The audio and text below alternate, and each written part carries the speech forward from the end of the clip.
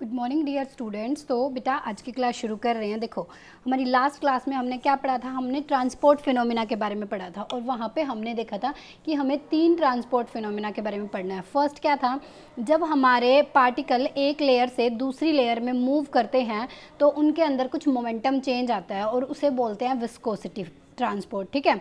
Second हमने क्या पढ़ा था, जब हमारे पार्टिकल्स हायर कंसंट्रेशन से लोअर कंसंट्रेशन में मूव करते हैं तो वहाँ पर जो हमारा वेरी करती है वो कंडक्शन वेरी करती है कि जो पार्टिकल्स की कंडक्शन है वो हायर कंसंट्रेशन हायर टेम्परेचर से लोअर टेम्परेचर पे जा रही है। ठीक है। और जिसमें कंसंट्रेशन मूव कर रही थी हमारी हायर कंसंट्रेशन तो लोअर कंसंट्रेशन जब हमारे पार्टिकल मूव कर रहे थे तब हम क्या पढ़ रहे थे, मास फिनोमेना। ठीक है। तो हमने विस्कोसिटी ट्रांसपोर्ट मोमेंटम को थोड़ा सा स्टार्ट किया था। हमने इसकी बेसिक के बारे में जाना था कि जो हमारे पार्टिकल हैं वो एक्स एक्सिस में और वाई एक्सिस में मूव करता है। देखो जेड एक्सिस ऐसे है तो उसको हम इस पे प्लेन पे शो नहीं कर सकते, इसलिए मैंने इसको ऐसे दिखा दिया। ठीक है।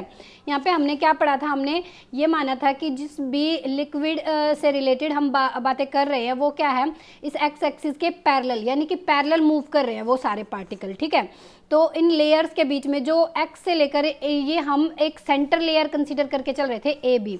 ठीक है। तो हम मान के चलेंगे इससे ऊपर वाले है, जब हम विस्कोसिटी की बात कर रहे हैं तो जो पार्टिकल है उनकी स्पीड कुछ ज़्यादा होगी, इससे नीचे वाले जो लेयर है उन पार्टिकल की स्पीड कुछ ज़्यादा होगी। मान लो इस पार्टिकल की स्पीड हमारे पास, इस लेयर में जितने भी पार्टिकल उनकी स्पीड वी है, तो यहाँ पे जितने भी पार्टिकल्स हैं उनकी स्पीड होगी v plus d we by में D Y, where d we by D Y is the velocity gradient. मैंने तुम्हें वेलोसिटी ग्रेडियंट किसी भी चीज़ का निकालना बताया था, जब pressure gradient, force gradient, something कुछ भी ग्रेडियंट रिलेटेड हो तो उसे हम डिस्टेंस से डिवाइड करते हैं उस टर्म को, तो वो हो जाता है ग्रेडियंट। यहाँ पे वेलोसिटी है तो यहाँ पे डिस्टेंस क्या है, ये चेंज है स्मॉल डी वी, तो स्मॉल डिस्टेंस से चेंज आया है डी वाई, तो यहाँ पे ये क्या हो गया, D we by D Y is the velocity gradient. ठीक है।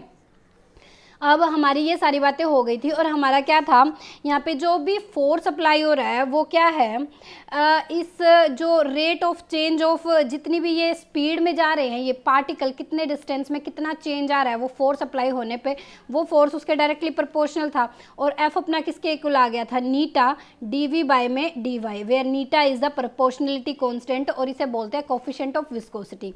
तो आज हमें जो पढ़ना है, आज हमें इस कोफिशिएंट ऑफ विस्कोसिटी की वैल्यू फाइंड आउट करनी है। ठीक है। यानी कि इसका मैथमेटिकल एक्सप्रेशन देखना है। ठीक है भाई, इतना हम लास्ट क्लास में कर चुके थे।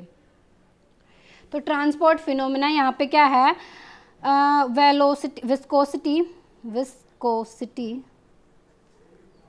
ट्रांसपोर्ट मोमेंटम, ये वाला कॉन्सेप्ट हमें पढ़ना था। ठीक है। वही एक्स एक्सिस और वाई एक्सिस हमने ले रखी है, ए बी है, जो वी जिसमें जो पार्टिकल है वी वेलोसिटी से मूव कर रहे हैं, इसके अबव जो लेयर हमारी सी डी, इसमें जो पार्टिकल की वेलोसिटी है इससे ज़्यादा होगी, इसके बिलो जो लेयर है वो पार्टिकल की वेलोसिटी क्या है, इसके इक्वल होगी। तो हमें सब पार्टिकल की वेलोसिटी इसके इक्वल लेके आनी है। तो हम क्या करेंगे, देखो जो पार्टिकल है वो मूव करेंगे n बाई 3 डायरेक्शन, 3 डायरेक्शंस हैं, n पार्टिकल्स हैं, तो जो मॉलिक्यूल्स है वो मूव करेंगे किस में, n बाई 3 में। x में ले लो तो n बाई 3, y में ले लो तो n बाई 3, z में ले लो तो n बाई 3। ठीक है, इतनी बात क्लियर हुई।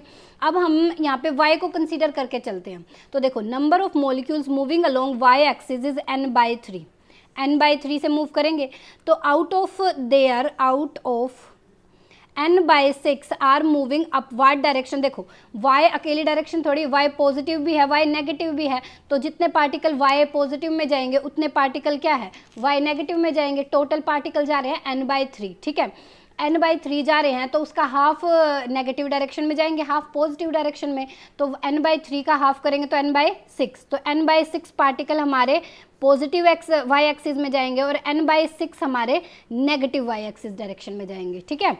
Number of molecules crossing the layer, अब वो नंबर ऑफ मॉलिक्यूल्स इस ए बी को जो क्रॉस करेंगे per unit area per unit time is downward direction, per unit area per unit time in downward direction, वो n by 6 into C average है, ये average velocity. अच्छा ये यहाँ पे क्या है हमारे पास, देखो हम पर यूनिट एरिया और पर यूनिट टाइम लेके चल रहे हैं। ठीक है। पर यूनिट एरिया का डायमेंशन 1/L², पर यूनिट टाइम का डायमेंशन, यानी कि अगर इसकी डायमेंशन हमारे पास इससे मैच हो रही है तो ये मैं ठीक लेके चल रही हूँ। ठीक है। ये हमारे n/6 क्या है, कंप्लीट वॉल्यूम में जितने पार्टिकल मूव कर रहे हैं वो, यानी कि इनकी L³ होनी चाहिए इनकी।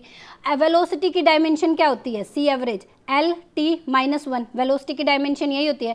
एक L से एक L कैंसिल, तो क्या बच गया 1/L² इंटू में T इनवर्स, यानी कि जो इसकी डायमेंशन है वो किसके इक्वल आ रही है, पर unit area per unit time के इक्वल आ रही, इसलिए मैंने यहाँ पे लिखा है n/6 इंटू में C एवरेज। ठीक है, वो एवरेज पार्टिकल की जो वेलोसिटी, हर एक पार्टिकल के पास अपनी वेलोसिटी होगी, हमने उन सभी पार्टिकल्स की एवरेज वेलोसिटी फाइंड आउट कर ली।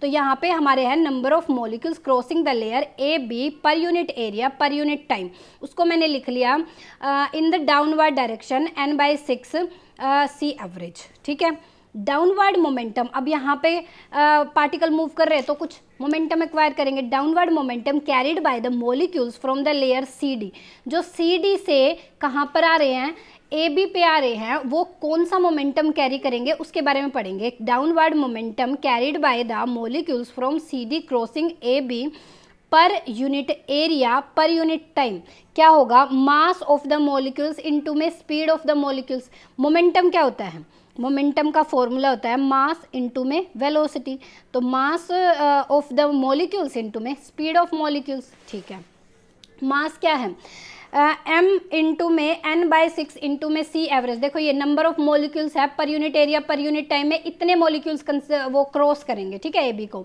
तो हर एक पार्टिकल के पास मास भी होगा, तो इसे मैंने m से मल्टीप्लाई कर दिया। अब है speed of molecules. Speed of molecules देखो, इस लेयर में जो पार्टिकल उनकी स्पीड क्या है, v प्लस में dv में dy इंटू में लैम्डा, ये इनकी स्पीड है। ठीक है, सिमिलरली अपवर्ड डायरेक्शन, देखो ये आ रहे थे डाउनवर्ड डायरेक्शन में, अब जो EF है उससे जो पार्टिकल जाएंगे वो कहाँ पर जाएंगे, अपवर्ड डायरेक्शन में जाएंगे, तो इनके लिए भी हमें मोमेंटम निकालना पड़ेगा। Similarly upward momentum carried by the molecules from the layer EF crossing layer AB per unit area per unit time is, वही अपने पास per unit area per unit time, हर पार्टिकल के पास मास होगा, उनकी जो वेलोसिटी होती है, देखो AB की वेलोसिटी थी v, इसकी वेलोसिटी AB से प्लस होती है और इसकी वेलोसिटी AB से माइनस होती है। ठीक है, तो हमारे पास आ गया net transfer of momentum to layer AB per unit area per unit time is. अब नेट ट्रांसफर देखो हमें यहाँ पर निकालना है कि नंबर ऑफ पार्टिकल्स यहाँ पर कितने पहुँचे, तो नेट निकालने के लिए क्या हायर माइनस लोअर कर दूँ। अब ये ज़्यादा है इससे, तो हम इसमें से इसको, इस मोमेंटम को माइनस करेंगे तो क्या हो जाएगा अपने पास, इज इक्वल टू में, यानी कि नेट मोमेंटम कितना आ जाएगा, इज इक्वल टू में m n/6c, इसमें से इसको माइनस कर दूंगी। ठीक है, तो v प्लस dv/dy इंटू में lambda minus m into n/6c बार v माइनस dv/dy इंटू में लैम्डा। ठीक है, अब देखो m n/6c बार, m n/6c बार दोनों में है तो मैंने कॉमन ले लिया। ठीक है भाई, क्या आ गया, v प्लस dv/dy इंटू में लैम्डा माइनस का v माइनस, अब देखो ये माइनस और ये हो जाएगा प्लस, v से v यहाँ से कैंसिल आउट, देखो यहाँ पे कर लो, v से v मेरा कैंसिल आउट, ये क्या हो गया 2 लैम्डा dv/dy। ठीक है, तो m n c bar upon में 6 इंटू में 2 लैम्डा dv/ में dy। ठीक है, अब देखो अब हमारे पास आ गया 2 ये 3। ठीक है, तो ये हमारे पास क्या है, नेट मोमेंटम, ये मोमेंटम है नेट। ठीक है, m नेट भी बोल सकते हो या p नेट भी बोल सकते हो, मोमेंटम को p से डिनोट करते हैं ना, तो इसे p नेट भी बोल सकते हो। तो p नेट अपने पास आ गया 1/3 m n c bar lambda dv/ में dy। ठीक है, इसको इक्वेशन नंबर मैंने 3 दे दिया। ये हमारे पास आ गया नेट मोमेंटम कि इतने मोमेंटम के पार्टिकल यहाँ पर आ जाएंगे, अपवर्ड और डाउनवर्ड दोनों को मिला के। ठीक है, according to Newton law of motion force is defined as the rate of change of momentum. Newton का थर्ड लॉ हमारे पास क्या है, force is directly proportional to rate of change of linear momentum with respect to time. ठीक है, ये हमारे पास न्यूटन का सेकंड लॉ था। तो according to Newton law of motion force is defined as the rate of change of momentum, तो ये इक्वेशन थर्ड अपने पास क्या हो जाएगी, on the layer AB is unit area. अब देखो ये अपने पास है, ये क्या है, चेंज इन मोमेंटम, दो लेयर के बीच में देखो चेंज इन मोमेंटम हमने निकाला है, तो चेंज इन मोमेंटम ये आ गया। Change in momentum Newton law से किसके इक्वल होता है, अप्लाइड फोर्स के, यानी कि जितना भी फोर्स इन पर अप्लाई हुआ है, तो वो हमारे पास F आ गया is equal to 1/3 m n c bar lambda dv/ में dy।